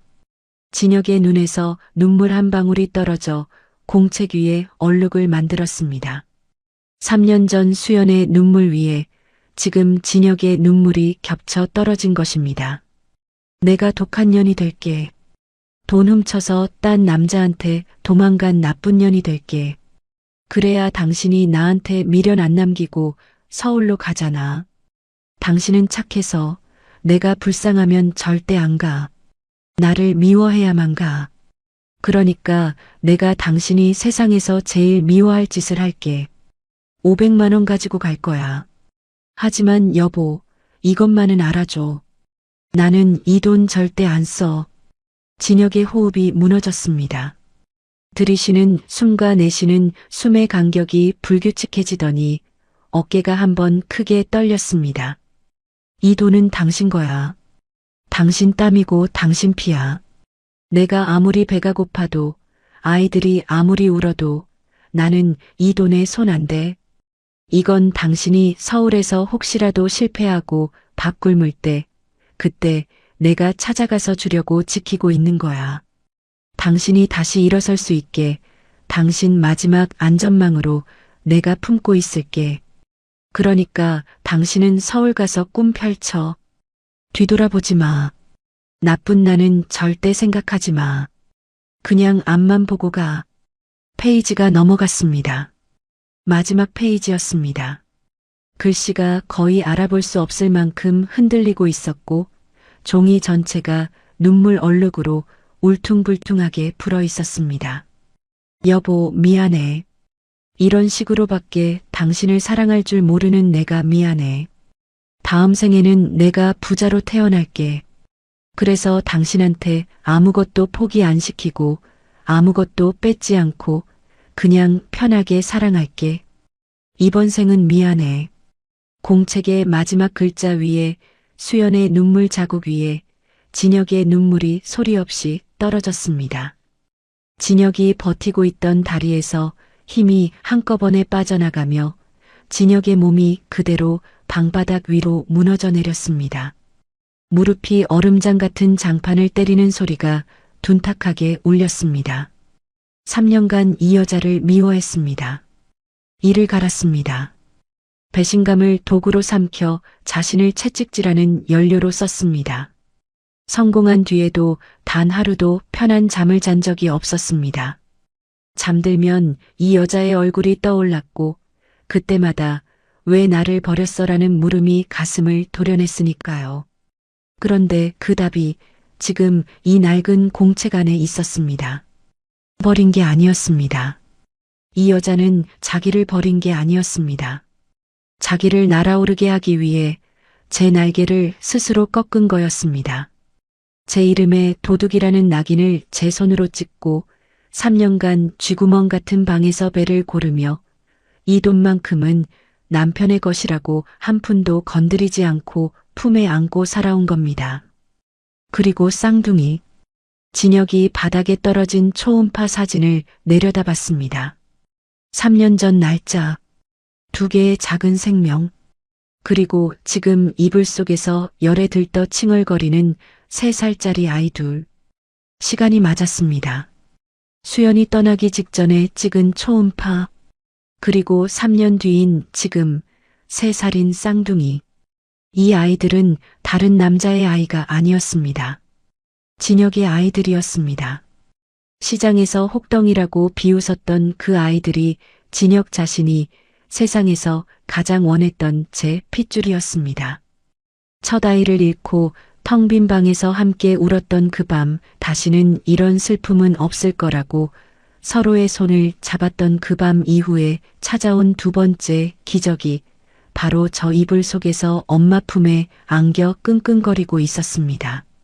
수연은 그 기적을 지키기 위해 진혁의 돈을 훔치는 악녀가 되었고 동시에 그 돈을 1원도 쓰지 않는 미친 듯한 집착으로 남편의 마지막 안전망을 지켰고 3년을 이 지옥에서 혼자 버텨온 겁니다. 진혁의 양손이 머리카락을 움켜쥐었습니다. 손가락 사이로 머리카락이 뜯기는 것도 모른 채 이마가 바닥에 닿을 때까지 몸을 접었습니다. 강남의 빌딩 숲을 호령하던 젊은 회장이 수천 명의 직원 앞에서 한 번도 고개를 숙인 적 없던 남자가 이 얼음장 같은 쪽방 바닥에 이마를 박고 짐승처럼 울기 시작했습니다. 내가 무슨 짓을 한 거야? 목에서 쥐어짜듯 나오는 소리였습니다. 내가 당신한테 무슨 짓을 한 거야? 울음이 터졌습니다. 3년간 단 한 방울도 흘리지 않았던 눈물이 댐이 무너지듯 한꺼번에 쏟아져 나왔습니다. 방바닥에 엎드린 채 어깨가 들썩거렸고 숨을 들이쉴 때마다 목구멍에서 찢어지는 소리가 났습니다. 통곡이었습니다. 세상 모든 후회와 미안함을 토해내는 한 남자의 처절한 통곡이었습니다. 시장에서 퍼부었던 독설이 하나하나 되살아났습니다. 딴 놈이랑 호강할 줄 알았더니 수연은 호강은커녕 밑창 다른 신발을 신고 쇠쟁반을 머리에 이고 있었습니다. 그 대단한 새 남자가 얼마나 무능하길래 새 남자는 없었습니다. 3년간 이 여자 곁에는 아무도 없었습니다. 이 혹덩이들만 남기고 도망이라도 갔나 보지. 혹덩이라 부른 아이들이 제 피를 나눈 자식이었습니다. 한마디 한마디가 못이 되어 가슴에 박혔습니다. 그 못을 박은 건 다른 누구도 아닌 자기 자신이었습니다. 수연이 떨리는 팔로 몸을 일으켰습니다. 바닥에 엎드려 통곡하는 진혁의 등이 보였습니다. 넓은 등이었습니다. 3년 전보다 훨씬 넓어진 등이었습니다. 그 등이 지금 아이처럼 떨리며 울고 있었습니다. 수연의 눈에서도 눈물이 흐르고 있었습니다. 하지만 수연은 울음소리를 내지 않았습니다. 3년간 그래왔던 것처럼 입술을 꽉 깨물고 소리를 삼켰습니다. 좁은 방 안에 남자의 통곡 소리만 가득 찼습니다. 얼마나 울었는지 모릅니다. 방바닥에 이마를 박은 채 몸을 웅크리고 있던 진혁의 울음이 조금씩 잦아들었을 때 방 안의 공기는 달라져 있었습니다. 분노도 경멸도 남아있지 않았습니다. 그 자리를 채운 것은 뼈를 깎는 후회와 그 후회보다 더 깊은 곳에서 올라오는 미안함이었습니다. 진혁이 천천히 고개를 들었습니다. 눈두덩이가 벌겋게 부어올라 있었고 볼 위로 눈물 자국이 여러 줄기 말라붙어 있었습니다. 강남의 빌딩 숲을 호령하던 젊은 회장의 얼굴은 온데간데 없었고 남아있는 것은 3년 전 단칸방에서 아내의 손을 잡던 남자의 맨얼굴 뿐이었습니다. 진혁의 시선이 수연에게로 향했습니다. 수연은 아이들 곁에 돌아가 앉아 있었습니다. 시은이의 이마에 수건을 얹어주고 시우의 등을 토닥이고 있었는데 진혁을 올려다보는 눈에는 원망도 분노도 없었습니다. 그저 비밀이 들통난 사람의 체념과 그 체념 너머로 아주 희미하게 비치는 안도 같은 것이 섞여 있었습니다. 3년간 혼자 짊어졌던 짐을 이제 더 이상 숨기지 않아도 된다는 그런 종류의 안도였습니다. 진혁이 무릎으로 기어가듯 수연 앞으로 다가갔습니다. 일어서서 걸어갈 힘이 없었습니다. 무릎이 방바닥을 끌리며 소리가 났지만 진혁은 아랑곳하지 않았습니다. 수연의 바로 앞에 다다라서 진혁의 두 손이 떨리며 수연의 어깨를 잡았습니다. 수연의 어깨가 너무 가벼웠습니다. 3년 전에는 이렇지 않았습니다. 작았지만 따뜻하고 살이 올라있던 어깨가 지금은 뼈만 앙상하게 남아 손에 잡히는 것이라곤 거친 옷감과 그 아래의 뼈대뿐이었습니다. 그 감촉이 손바닥에 닿는 순간 진혁의 눈에서 다시 눈물이 흘러내렸습니다. 진혁이 수연을 끌어안았습니다. 3년 만의 포옹이었습니다. 조심스럽게 하지만 놓치면 다시는 붙잡을 수 없을 사람을 안 듯 온 힘을 다해 끌어안았습니다. 수연의 몸이 진혁의 품 안에서 한순간 굳었다가 천천히, 아주 천천히 힘이 풀리기 시작했습니다. 이 바보야. 진혁의 목소리가 수연의 머리카락 사이로 스며들었습니다. 갈라지고 젖은 목소리였습니다. 왜 그랬어? 왜 혼자 다 짊어지고 그랬어? 수연의 어깨가 떨렸습니다. 3년간 꽉 닫아두었던 문이 흔들리고 있었습니다. 내가 미안해. 당신을 몰라봐서 미안해. 그 시장에서 내가 한 말, 그 하나하나가 전부 내가 미안해.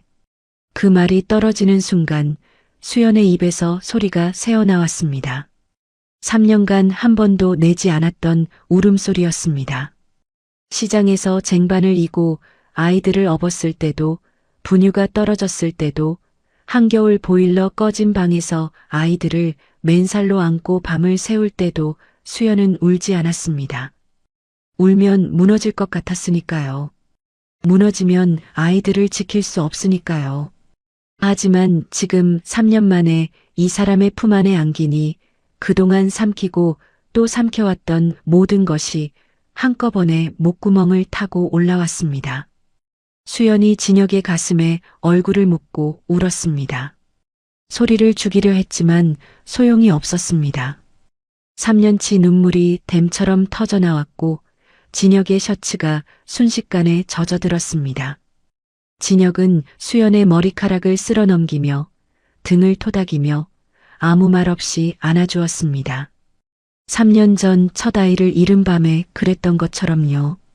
두 사람이 얼마나 그렇게 있었는지 모릅니다. 이불 속에서 시은이가 열에 들뜬 채 다시 칭얼거렸고 그 소리에 진혁이 고개를 돌렸습니다. 아이들이 보였습니다. 이불 밖으로 삐져나온 시은이의 작은 손, 엄마 옷자락을 꼭 쥔 시우의 손가락, 아까까지 혹덩이라 불렀던 다른 남자의 핏줄이라 이를 갈았던 바로 제 아이들이었습니다. 진혁이 수연을 놓고 이불 쪽으로 몸을 돌렸습니다. 떨리는 손을 뻗어 시은이의 이마에 손등을 댔습니다. 불덩이처럼 뜨거웠습니다. 시우의 볼을 손가락으로 살짝 건드리자 시우가 잠결에 눈을 반쯤 떴습니다. 초점 없는 눈이 진혁의 얼굴 위를 어렴풋이 훑쳤고 다시 스르륵 감겼습니다. 진혁의 입술이 떨렸습니다. 이 아이들의 생일을 한 번도 함께하지 못했습니다. 첫걸음도 첫 옹알이도 이가 나고 머리카락이 자라는 것도 그 모든 순간을 이 여자가 혼자 감당했습니다. 진혁이 일어서서 코트를 벗었습니다. 수백만 원짜리 캐시미어 코트를 거침없이 벗어 수연의 어깨를 먼저 감싸고 이어서 아이들을 이불째 하나 올렸습니다. 한 팔에 시은이를 다른 팔에 시우를 받쳐 안으니 아이들의 무게가 양팔에 실렸습니다. 일어나. 진혁이 수연에게 손을 내밀었습니다. 수연은 눈물에 젖은 얼굴로 그 손을 올려다봤습니다. 수연이 그 손을 잡았습니다. 진혁이 수연을 일으켜 세웠고 비틀거리는 수연의 허리를 한 팔로 감싼 채 아이들을 다른 팔로 받쳐 안고 문을 나섰습니다. 녹슨 계단을 내려가는 동안 수연의 맨발이 차가운 시멘트 바닥에 닿았고 진혁은 걸음을 늦추며 수연의 몸을 더 단단히 잡았습니다.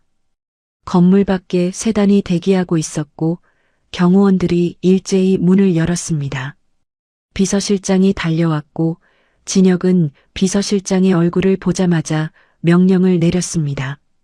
병원 VIP동 지금 당장 세팅해. 소아과 전문에 대기시키고 이 사람도 종합검진 잡아. 비서실장이 진혁의 팔 안에 안긴 아이들과 코트에 감싸인 수연을 번갈아 보며 눈을 크게 떴지만 질문은 하지 않았습니다. 3년간 회장님을 모시면서 배운 것이 하나 있다면 이 목소리가 나올 때는 묻지 말고 움직이라는 것이었습니다. 세단이 어둠 속을 달렸습니다. 뒷좌석에서 진혁은 수연의 어깨를 감싸 안은 채 아이들을 무릎 위에 올려놓고 있었습니다. 시은이의 이마에 제 이마를 대고 시우의 손을 제 손으로 감싸쥐고 있었습니다. 차창 밖으로 쪽방촌의 어둠이 멀어져 갔고 진혁은 뒤를 돌아보지 않았습니다. 다시는 이 사람들을 저 어둠 속에 두지 않겠다고 소리 없이 입술을 깨물었습니다. 며칠 뒤 시장 안쪽 골목, 수연이 3년간 일했던 백반 식당 앞에 검은 양복 차림의 남자 5이 줄지어 나타났습니다. 진혁의 법무팀 수석 변호사를 필두로 한 변호사 군단이었습니다. 식당 주인은 수연을 하루 14시간씩 부려먹으면서 일당 2만 원을 쥐어주던 사람이었습니다. 쟁반을 깨뜨리면 밥값에서 공제했고 아이들과 함께 일하게 해준다는 핑계로 쥐꼬리보다 더 작은 돈을 쥐어주었습니다. 한겨울에 끓는 국물이 담긴 쟁반을 맨손으로 들고 나가라고 했고 수연의 손바닥에 화상 자국이 덧나는 것도 아랑곳하지 않았습니다. 변호사 군단이 식당 문을 열고 들어섰을 때 주인은 평소처럼 카운터 뒤에서 텔레비전을 보고 있었습니다. 수석 변호사가 테이블 위에 서류 뭉치를 올려놓았습니다. 최저임금법 위반, 산업재해, 은폐, 근로기준법 위반 혐의가 조목조목 정리된 고발장이었습니다. 3년치 미지급 임금과 연장 근로수당을 포함한 민사 청구 금액이 마지막 장에 찍혀 있었는데 그 숫자를 본 주인의 얼굴은 그대로 얼어붙었어요.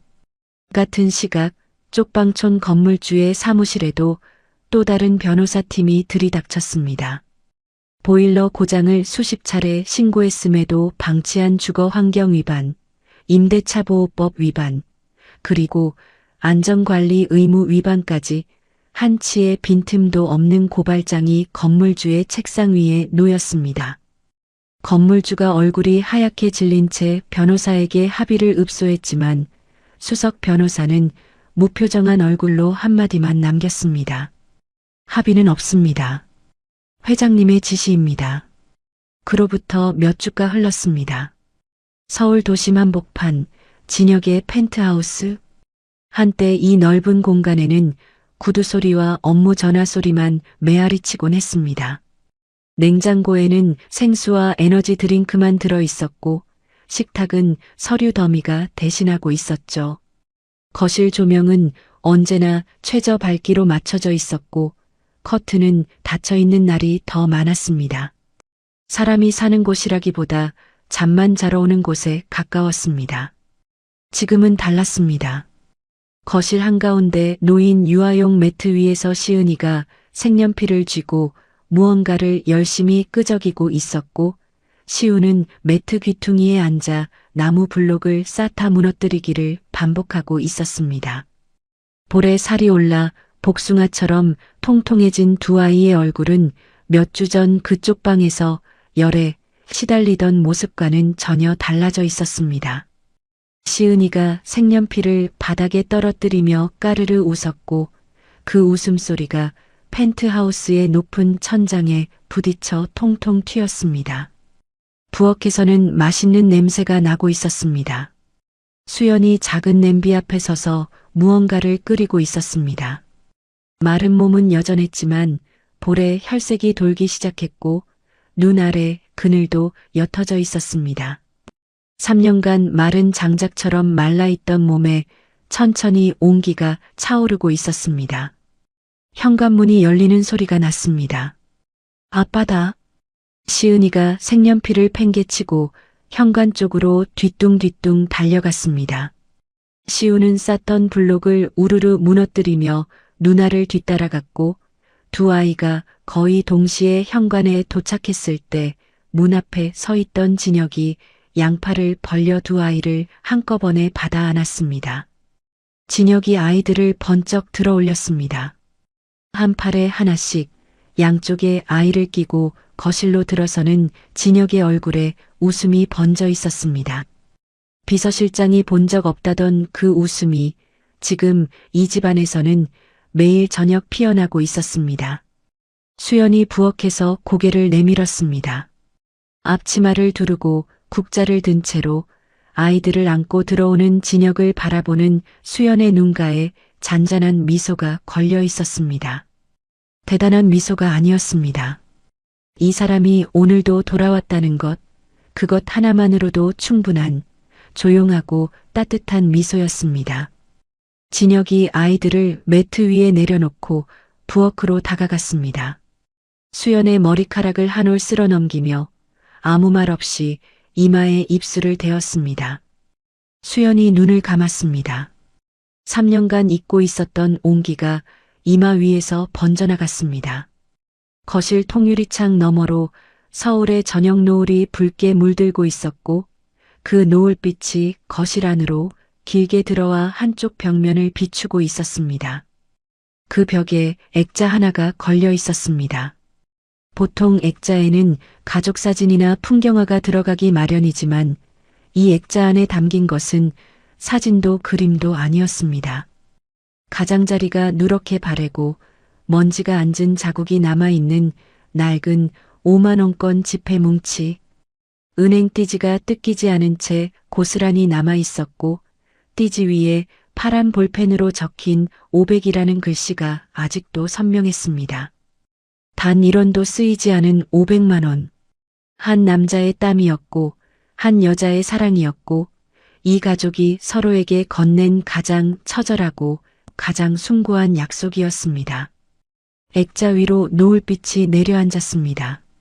진혁이 수연의 어깨를 감싸 안은 채 그 액자를 바라봤고 수연이 진혁의 가슴에 머리를 기대며 같은 곳을 바라봤습니다. 매트 위에서 시은이와 시우가 옹알옹알 다투는 소리가 배경처럼 깔렸고 냄비에서 보글보글 끓는 소리가 부엌에서 흘러나왔습니다. 그렇게 3년간 멈춰있던 이 가족의 시간이 다시 흐르기 시작했습니다. 다시 흐르기 시작한 시간은 아주 작은 것들부터 채워졌습니다. 처음 며칠간 수연은 펜트하우스 안에서 어쩔 줄을 몰랐습니다. 맨발로 거실 바닥을 밟으면 바닥 난방의 온기가 발바닥을 타고 올라왔는데 그 감촉이 낯설어서 자꾸만 발을 들었다 내렸다 했습니다. 3년간 얼음장 같은 장판 위에서 살았던 몸이 따뜻한 바닥을 적응하는 데에도 시간이 필요했던 겁니다. 진혁은 그런 수연을 말없이 지켜보다가 슬쩍 다가가 수연의 손을 잡아 소파에 앉혔습니다. 괜찮아. 여기가 이제 당신 집이야. 그 한마디에 수연의 눈시울이 붉어졌습니다. 시은이와 시우는 아이들답게 금세 적응했습니다. 넓은 거실이 놀이터가 되었고 처음 보는 장난감 앞에서 눈이 휘둥그레진 두 아이가 이것저것 만지며 까르르 웃는 소리가 하루 종일 펜트하우스 안을 가득 채웠습니다. 시은이는 진혁의 구두를 신고 거실을 뒤뚱뒤뚱 돌아다녔고 시우는 진혁의 넥타이를 목에 두르고 아빠라며 거울 앞에서 뽐내는 신용을 했습니다. 아빠. 그 단어를 시우가 처음 입에 올렸을 때 진혁은 부엌에서 물컵을 들고 있다가 그 자리에 얼어붙었습니다. 3살이 되도록 한 번도 아빠라는 말을 불러본 적 없던 아이가 텔레비전에서 아빠라는 단어를 배워 진혁을 올려다보며 아빠라고 물었을 때 진혁의 눈에서 또 눈물이 났습니다. 수연이 부엌에서 달려와 괜찮냐고 물었고 진혁은 고개를 끄덕이면서도 한참 동안 시우를 아는 채 놓지 못했습니다. 밤이면 진혁은 일부러 일찍 퇴근했습니다. 3년간 새벽 2, 3시까지 사무실을 지키던 사람이 저녁 7시면 어김없이 현관문을 열었습니다. 비서실장이 처음에는 건강이 안 좋으신 거냐며 걱정했지만 곧 이유를 알아챘습니다. 회장님은 아이들이 잠들기 전에 집에 가고 싶었던 겁니다. 진혁이 돌아오면 시은이와 시우가 현관으로 달려와 양쪽 다리에 매달렸고 진혁은 두 아이를 한꺼번에 안아 올려 빙글빙글 돌렸습니다. 아이들이 까르르 웃을 때마다 진혁도 함께 웃었고 그 웃음소리를 부엌에서 듣는 수연은 매번 국자를 든 채로 멈춰 서서 눈을 감았습니다. 이 사람의 웃음소리와 아이들의 웃음소리가 한 지붕 아래서 섞이는 이 순간을 쪽방의 어둠 속에서 수백 번은 그려봤었습니다. 그때는 꿈이었는데 지금은 현실이었습니다.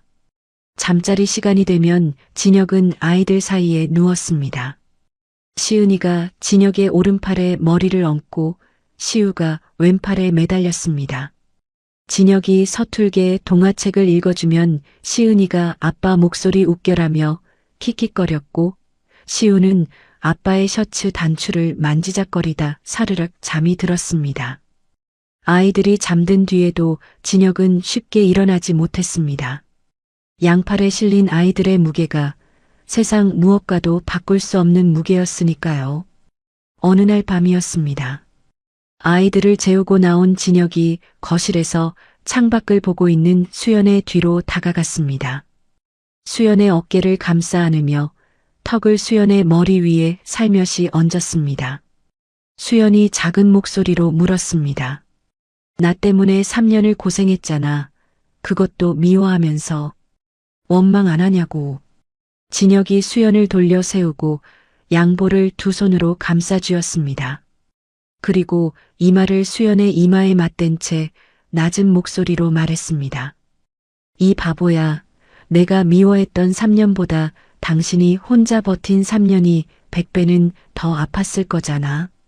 이제 아무 데도 안 가. 나도 안 가고 당신도 안 가. 우리 넷이 여기서 같이 늙는 거야. 수연이 웃었습니다. 눈물이 볼 위로 흘러내렸지만요. 진혁이 엄지손가락으로 수연의 눈물을 닦아주었고 수연이 그 손 위에 제 손을 포개며 눈을 감았습니다. 통유리창 너머로 서울의 야경이 보석처럼 반짝이고 있었고 거실벽에 걸린 500만 원 액자 위로 은은한 조명이 내려앉아 있었습니다. 그 돈은 이제 더 이상 눈물의 증거가 아니었습니다. 한 여자가 사랑하는 사람을 위해 어디까지 갈 수 있는지를 증명하는 이 가족만의 훈장이 되어 있었습니다. 안방에서 시은이의 잠꼬대가 작게 들려왔습니다. 그 가느다란 목소리에 진혁이 피식 웃으며 수연의 손을 꼭 잡았습니다. 내일도 모레도 그 다음 날도 이제 이 사람들 곁을 비우는 날은 없을 겁니다. 오늘도 시청해주셔서 감사합니다. 오늘의 사연 주인공인 진혁과 수연에게 하고 싶은 말씀을 댓글로 남겨주세요. 봄날 인생을 찾아주신 모든 분들이 행복하고 건강하시기를 소망합니다. 여기는 봄날 인생입니다.